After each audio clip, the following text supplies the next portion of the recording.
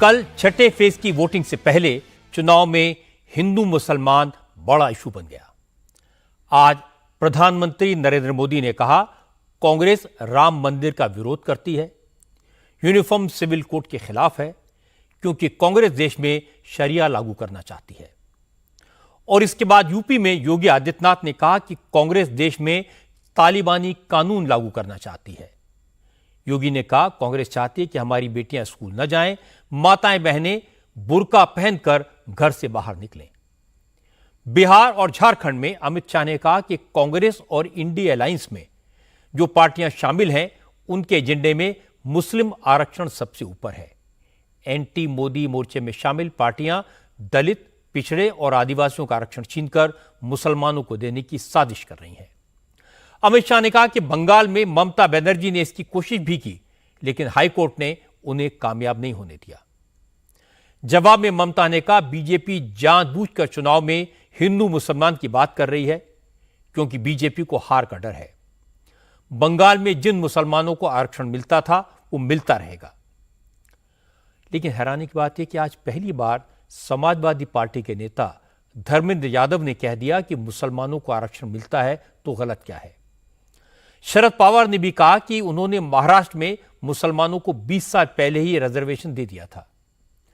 हालांकि तेजस्वी यादव ने कहा कि मोदी हो, अमित शाह हो, योगी आदित्यनाथ हो, ये सिर्फ मुसलमान करते हैं क्योंकि महंगाई पर बोलना नहीं चाहते। इसका जवाब दिया गिरिराज सिंह ने, कहा, तेजस्वी इधर उधर की बात न करें। हकीकत यह है कि अगर गलती से कांग्रेस और उनके साथियों की सरकार बन गई तो वो हिंदुस्तान को एक इस्लामिक मुल्क बना देंगे। अब सवाल है, जब चुनाव आखिरी फेज में पहुंच गया है तो माहौल अचानक क्यों बदला? हिंदू मुसलमान की बात इतनी ज्यादा क्यों होने लगी? पाकिस्तान, इस्लामिक मुल्क और शरिया और तालिबान और मुस्लिम आरक्षण की बात क्यों होने लगी? शरद पवार जैसे नेता अचानक मुस्लिम आरक्षण के पक्ष में क्यों बोले? इसकी चर्चा करेंगे आज की बात में। और शुरुआत करते हैं नरेंद्र मोदी की बात से, जिन्होंने आज हिमाचल और पंजाब में रैलियां की और हर जगह पाकिस्तान का जिक्र किया, शरिया की बात की। नरेंद्र मोदी ने हिमाचल और पंजाब में 4 पब्लिक मीटिंग्स की। हिमाचल की रैली में मोदी ने कांग्रेस पर देश में शरिया लागू करने के मंसूबे पालने का इल्जाम लगाया। मोदी ने पालमपुर अधिवेशन की अपनी बात की शुरुआत की, राम मंदिर पर आए और इसके बाद मोदी ने कहा कि राम मंदिर बनने से, रामलला की प्राण प्रतिष्ठा होने से पूरा देश खुश है, लेकिन कांग्रेस दुखी है। कांग्रेस को अपने वोट बैंक की चिंता है। मोदी ने कहा कि कांग्रेस सीएए के खिलाफ है, यूसीसी का विरोध कर रही है, क्योंकि वो देश में शरिया लागू करना चाहती है। पालमपुर यहां से ज्यादा दूर नहीं है। ये भाजपा का पालमपुर बीजेपी की वर्किंग कमेटी थी और पालमपुर बीजेपी वर्किंग कमेटी में जो निर्णय हुआ उससे एक इतिहास रचा गया था। इसी अधिवेशन में भाजपा ने अयोध्या में भव्य राम मंदिर निर्माण का संकल्प लिया था। हिमाचल में लिया गया वह ऐतिहासिक संकल्प सिद्ध हो चुका है।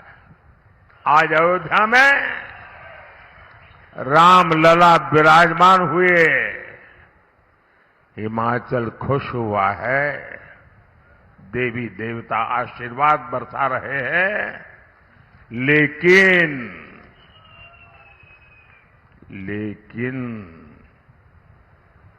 कांग्रेस खुश नहीं है। हिमाचल में बौद्ध धर्म के महत्वपूर्ण स्थान है। कांग्रेस की सरकार तो इतनी डरपोक थी कि दलाई लामा जी का नाम लेने से डरती थी, कांपते थे।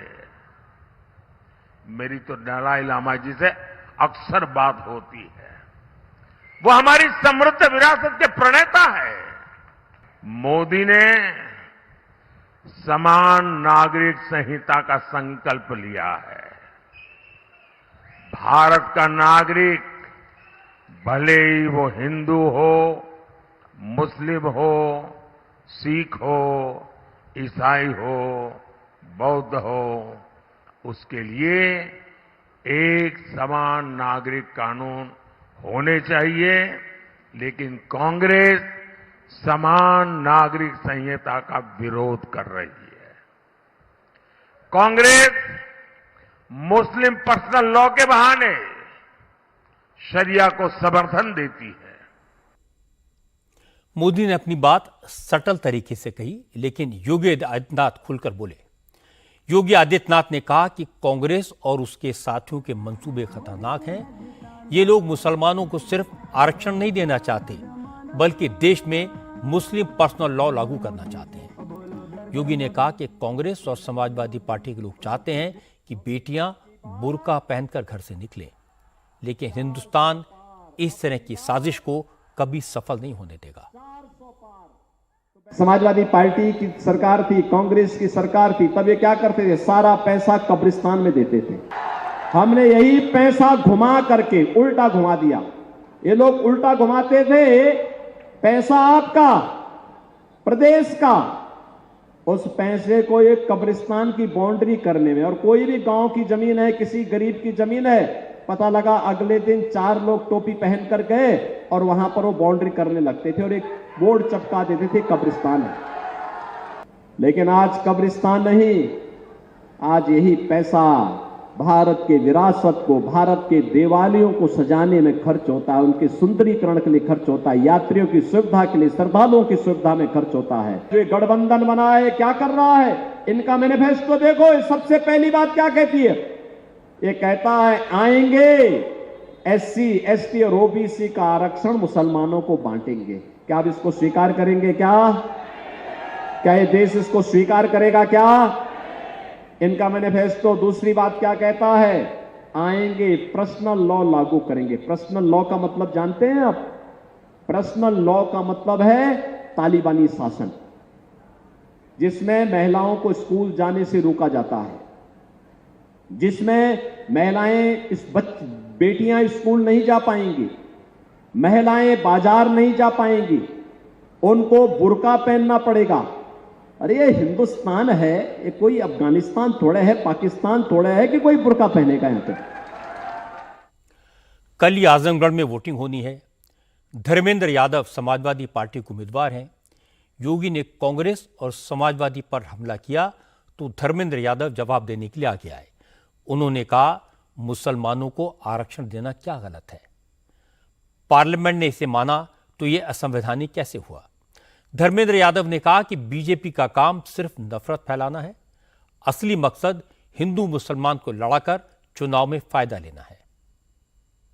मुसलमान भाइयों को अगर मंडल आयोग की सिफारिश में उनमें से कुछ जातियों को पिछड़ा माना गया है तो क्या गुनाह है? क्या वो संविधान सम्मत नहीं है? क्या मंडल आयोग की सिफारिश की संस्तुति देश की संसद ने नहीं की? लेकिन बीजेपी के लोगों को केवल नफरत फैलानी है। ये बातें वो लोग कह रहे हैं जिन्होंने न पिछड़ों को कुछ दिया है, न दलितों को दिया है, न आदिवासियों को दिया है, न माइनॉरिटी को दिया है। सवाल ये, आज 350 IAS नियुक्त हुए हैं देश में, JS स्तर के डायरेक्ट बैकडोर से भर्ती की गए। एक पिछड़े का नाम बता दें, केवल चुनाव के लिए कहेंगे सबका साथ सबका विकास। गिरिराज सिंह ने धर्मेंद्र यादव को जवाब दिया। उन्होंने कहा कि धर्म के नाम पर आरक्षण देने की इजाजत संविधान नहीं देता। मुस्लिम आरक्षण अब पूरे देश से खत्म होना चाहिए। ये हिंदुओं पर प्रहार है। पिछड़ों, दलितों और आदिवासियों को भी अब इंडिया अलायंस के इरादे को समझ लेना चाहिए, एकजुट होना चाहिए, वरना ये लोग भारत को पाकिस्तान बना देंगे। ये अब समय आ गया है, अब मुसलमानों को पुनर्विचार हो और किसी भी तरह से आरक्षण मिल रहा है वो नाजायज है, ये हिंदुओं पर प्रहार है।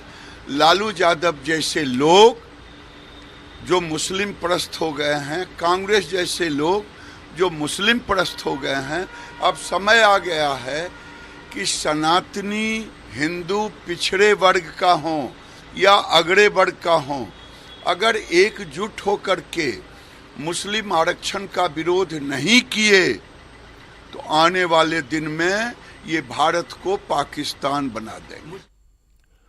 मुस्लिम आरक्षण को लेकर जो बात योगी आदित्यनाथ ने यूपी में कही, उसका असर बंगाल, बिहार और महाराष्ट्र तक दिखा। पटना में गिरिराज सिंह ने योगी की बात को सपोर्ट किया तो उन्हें जवाब मुंबई से मिला। मुंबई में शरद पवार ने कहा, गिरिराज सिंह तो इसी तरह के नफरती बयान देने के लिए जाने जाते हैं, इसमें क्या खास बात है। रही बात मुस्लिम आरक्षण की, तो उन्होंने महाराष्ट्र में 20 साल पहले ही मुसलमानों को आरक्षण देना शुरू कर दिया था और अब भी ये जारी है। गिरिराज सिंह को मैं कई सालों से देख रहा हूं। पार्लियामेंट में हमेशा कोई गैर जिम्मेदाराना बयान सुनना हो तो वो क्या बोलते हैं, इस पर ध्यान दीजिए। जहां तक मुझे मालूम है कि महाराष्ट्र में 20 साल पहले हमने मुस्लिम रिजर्वेशन दिया, आज भी है। शरद पवार और इंडिया अलायंस के बाकी नेता ऐसी बातें क्यों कहते हैं, ये योगी ने ही समझाया। योगी ने कहा कि कांग्रेस और उसके साथी पहले मुस्लिम तुष्टीकरण का काम चुपचाप करते थे, लेकिन अब खुलकर बोलने लगे हैं। महाराजगंज की रैली में योगी ने कहा कि कर्नाटक और आंध्र प्रदेश की बात तो पुरानी है, लेकिन पश्चिम बंगाल का मामला तो ताजा ताजा है। बंगाल में ममता सरकार ने मुसलमानों को धर्म के आधार पर आरक्षण देने की कोशिश की, लेकिन हाईकोर्ट के कारण वो कामयाब नहीं हो पाई। कोई कहता है कि आरक्षण समाप्त करेंगे, कोई कहता है कि संविधान को बदल देंगे। इतनी झूठी कोरी बकवास।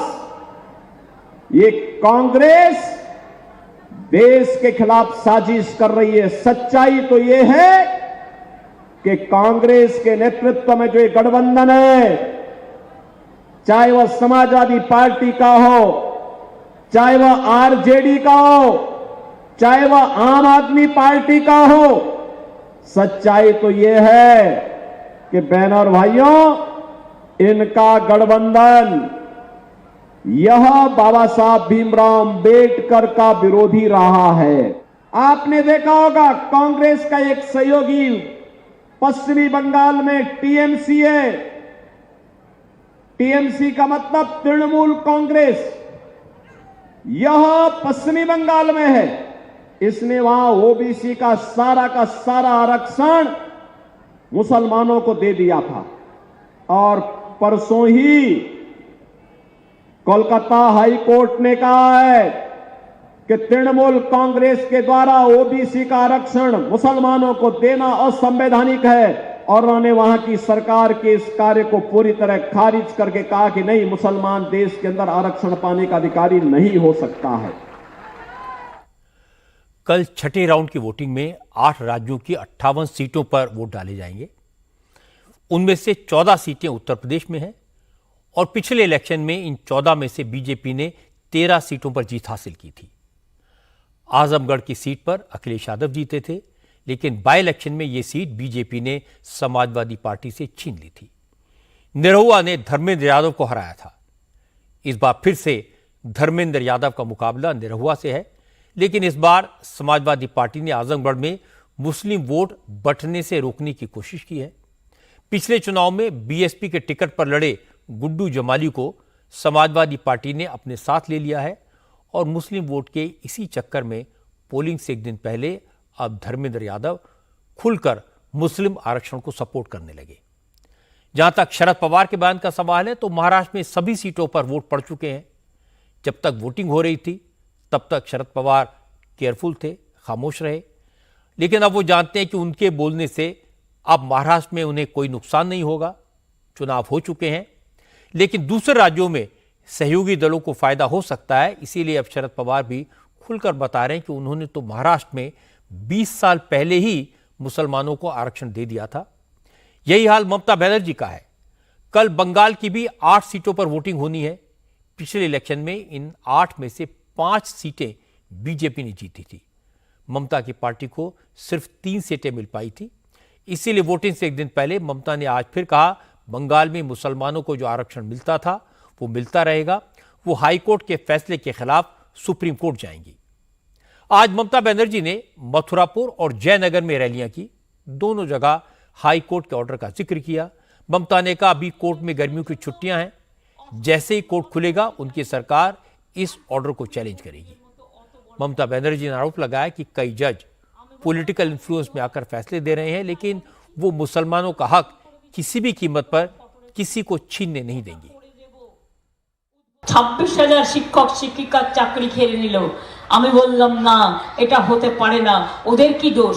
ওদের ঘরের ছেলে মেয়েরা চাকরি করছে। মানুষকে কেউ বাঘ দেখেছেন আপনারা সুন্দরবনে? চাকরি খেকো বাঘ দেখেছেন? এই বিজেপি হচ্ছে চাকরি খেকো বাঘ। মানুষের কোনো উন্নয়ন ওরা চায় না। ওবিসিতে মাইনরিটি আছে, শিডিউল কাস্টরা আছে, ওবিসিরা আছে, আদিবাসীরা আছে, হিন্দুরা আছে। বলে 15 লাখ কার্ড বাতিল করে দাও। মগের মুল্লুক চলছে। এই বিচারকে আমি মানি না। আমরা উচ্চ আদালতে যাব। আমি বিচারকের এই রায়টাকে মানছি না। সামার ভ্যাকেশন খুললেই আমরা উচ্চ আদালতে যাব। আমি ভেবে পাই না। কেউ রিটায়ার করার আগেই বলছে আমি তো আরএসএস করি, বিজেপির হয়ে দাঁড়াবো। কেউ রিটায়ার করেই বলছে আমি तो आरएसएस से करता। ममता बनर्जी के हाथ में दोधारी तलवार है। एक तरफ वो मुसलमानों का आरक्षण बहाल करने में पूरी ताकत लगाने की बात कर रही हैं, दूसरी तरफ रामकृष्ण मिशन और भारत सेवाश्रम संघ के सन्यासियों पर बीजेपी का एजेंट होने का इल्जाम लगा रही हैं। ममता के इस आरोप पर अब रामकृष्ण मिशन और भारत सेवाश्रम संघ के सन्यासी सड़कों पर आ गए। आज साधु संतों ने कोलकाता के बाग बाजार इलाके में प्रोटेस्ट मार्च निकाला। कार्तिक महाराज ने कहा ममता बनर्जी ने उन पर जो आरोप लगाया है वो या तो इसके सबूत दें या फिर कानूनी कार्रवाई का सामना करने के लिए तैयार रहें। ममता बनर्जी ने कही है कि आपने टीएमसी का एजेंट को बैठने नहीं दिया है। ये झूठ बात है, सिर्फ झूठ है, इसलिए कानूनी की कार्रवाई कर रहे हैं, चल रहा है। कहना चाहेंगे आज के इस रैली से? ये एक बूथ में आप प्रमाण दीजिए, तो इसलिए जो दंड देगा वही दंड में सिर पर ले लेंगे। बंगाल में 25 सीटों पर वोट डाले जा चुके हैं। 17 सीटों पर मतदान बाकी है। इनमें से 8 सीटों पर कल वोटिंग होगी। जिन इलाकों में वोटिंग होनी है उनमें कभी ममता का स्ट्रांग होल्ड होता था, लेकिन पिछले इलेक्शन में इन 8 में से 5 सीटें बीजेपी ने जीत ली। अब ममता की कोशिश है कि किसी भी कीमत पर बंगाल में बीजेपी को रोका जाए। बंगाल में मोदी और ममता की तकरार में लाइन क्लियर है। ममता अपने मुस्लिम वोट को इंटैक्ट रखने के लिए मुसलमानों के आरक्षण की बात कर रही हैं और रामकृष्ण मिशन पर आरोप लगाने में उन्हें कोई प्रॉब्लम नहीं है। बंगाल में योगी और मोदी दोनों हिंदुओं को ममता की ऐसी नीतियों की याद दिलाते हैं। वो ममता के जय श्री राम के नारे से चिढ़ने की बात बताते हैं। दुर्गा पूजा पर रोक और ताजियों को निकालने की छूट के बारे में लोगों को समझाते हैं। नरेंद्र मोदी और योगी आदित्यनाथ दोनों अपने अपने सपोर्टर्स को अच्छा खासा मसाला दे रहे हैं और यही काम ममता बनर्जी कर रही हैं। इसीलिए पूरा चुनाव 2 हिस्सों में बटा हुआ है। कल बिहार में भी 8 सीटों पर वोट डाले जाएंगे। बिहार में भी हिंदू मुसलमान का मुद्दा गर्म है। आज अमित शाह ने आरा में पब्लिक मीटिंग की। आरा में अमित शाह ने कहा कि लालू यादव की पार्टी को वोट देने का मतलब है जंगल राज की वापसी। आरजेडी ने आरा की सीट अपने अलायंस पार्टनर सीपीआई एमएल को दी है। अमित शाह ने कहा सीपीआई एमएल तो लूटपाट के लिए बदनाम है ही, अब लालू और कांग्रेस का साथ मिल गया है, इसलिए उनके हौसले और बढ़ गए हैं। इसके बाद अमित शाह ने मुस्लिम आरक्षण का मुद्दा भी उठाया और कहा अब तो इस बात में कोई शक ही नहीं बचा कि सारे विपक्षी दल तुष्टीकरण के लिए दलितों और पिछड़ों के हिस्से का रिजर्वेशन मुसलमानों को देना चाहते हैं। इसलिए इस एंटी मोदी मोर्चे से सावधान रहने की जरूरत है। ये लालू जी ने वोट बैंक की लालच में यहां जिस पार्टी माले को लड़ाया है, गलती से भी आरा वालों ये माले जीत गया तो फिर से नक्सलवाद और गोलियां फिर से आएगी। मुझे बताओ, नक्सलवाद फैलाने वाले माले को जीतना चाहिए क्या? आपके खेत खलियान पर कब्जा चाहते हो? अपहरण की इंडस्ट्री चाहते हो? लूट खसोट चाहते हो क्या? अगर माले आया तो मेरी बात याद रखना, पीछे ही पीछे नक्सलवाद आ जाएगा। ये कांग्रेस पार्टी, लालू प्रसाद यादव और ममता बनर्जी हमारे पिछड़ा वर्ग के आरक्षण पर डाका डालना चाहते हैं। कर्नाटक में 5% आरक्षण उन्होंने मुसलमानों को दिया। हैदराबाद में 4% आरक्षण मुसलमानों को दिया और ममता बनर्जी ने 180 जातियों को छोड़ दिया। कल कलकत्ता हाई कोर्ट ने बंगाल के इस गैर कानूनी आरक्षण पर स्टे लगाया है। मैं आपको कहकर जाता हूं भाइयों बहनों, जब तक नरेंद्र मोदी जी है, दलित, आदिवासी और पिछड़ा अति पिछड़ा का आरक्षण को हम हाथ नहीं लगाने देंगे, हाथ नहीं लगाने। अमित शाह को जवाब देने के लिए तेजस्वी यादव आगे आए। तेजस्वी ने मुस्लिम आरक्षण पर तो कुछ नहीं कहा, लेकिन कहा कि बिहार में धर्म के नाम पर लड़ाने का खेल बंद हो चुका है और अब बिहार की जनता बीजेपी से बेरोजगारी और महंगाई पर सवाल पूछ रही है। तेजस्वी ने कहा इस बार बिहार से बीजेपी साफ हो जाएगी। सब हार चुके हैं, इसलिए सब जो है जहर फैलाने का काम कर रहे हैं। ये सब चलने वाला नहीं है। बिहार में जॉब का ट्रेंड चल रहा है और कुछ नहीं चल रहा है। तो हार गए 310 हार गए। थोड़ा बताएं कि बिहार को विशेष राज्य का दर्जा क्यों नहीं दिए, जरा बताएं कि चीनी मिल क्यों नहीं चालू कराएं, जरा बताएं नौकरी, बेरोजगारी, महंगाई, गरीबी से बिहार को मुक्ति क्यों नहीं दिलाए। नफरत का ट्रेंड चल रहा है बीजेपी का और हम लोगों का जॉब का ट्रेंड चल रहा है। बीजेपी सफा चट। चलिए। लालू यादव की पत्नी और पूर्व मुख्यमंत्री राबड़ी देवी ने भी बीजेपी पर हमला बोला। राबड़ी और तेज प्रताप यादव आज मीसा भारती के लिए कैंपेन करने के लिए पाटलिपुत्र में पहुंचे थे। कैंपेन के दौरान राबड़ी देवी ने कहा बीजेपी मजहब के आधार पर वोट मांग रही है, लेकिन अगर तीसरी बार सत्ता में आई तो संविधान खत्म कर देगी, इसलिए संविधान को बचाने के लिए सबको एकजुट होना होगा। देश को बचाने के लिए संविधान को खत्म करेंगे, जीतेंगे तो देश को बचाने के लिए हम लोग को तैयार रहना चाहिए। सभी जाति बिरादरी सभी एकजुट होकर 10-15 लाख दिए, 2-2 करोड़ नौकरी दिए, वादा किए, बिहार विशेष पैकेट बिहार के दिए। संविधान के खत्म करनी है, पहले ही आवाज उठाए हैं कि हम जीतेंगे तो संविधान खत्म करेंगे, गरीबों के आरक्षण छीन लेंगे सबको। धर्म वो धर्म के नाम पर वोट मांगते हैं। क्या है भगवान उन्हीं के हैं, भगवान सब पे है, सबके भगवान है, उन्हीं के भगवान है। हम लोग घर में जाकर देखिए कितना भगवान जी भरे हुए हैं, आप पूजा करते हैं। बीजेपी संविधान खत्म कर देगी, ये बात मोदी विरोधी मोर्चे के सारे नेता एक स्वर में, एक अंदाज में बोलते हैं। मल्लिकार्जुन खड़गे भी आज इस पर बोले। खड़गे ने कहा बीजेपी और कांग्रेस में एक बड़ा फर्क है। बीजेपी में दूरी बढ़ाने की बात करती है, जबकि कांग्रेस लोगों को जोड़ने का काम करती है। मल्लिकार्जुन खड़गे ने कहा नरेंद्र मोदी आरक्षण को लेकर, संपत्ति के बंटवारे को लेकर कांग्रेस पर जिस तरह के इल्जाम लगाते हैं वो प्रधानमंत्री को शोभा नहीं देता। सबसे ज्यादा अगर किसी की बात वो करते हैं, हिंदू मुसलमान बोलकर वो तोड़ने की बात करते हैं और हम जोड़ने की बात करते हैं और हम जोड़कर देश को एक रखना चाहते हैं। लेकिन मोदी हमेशा तोड़ते हैं। ये मुसलमानों को आधा बांटने वाले हैं। ये उन्होंने कहा अगर तुम्हारे पास 2 भैंस है, 1 भैंस मुसलमान को देंगे, ये मोदी ने कहा। ये क्या बात है? एक प्राइम मिनिस्टर इस ढंग से बात कर सकता है?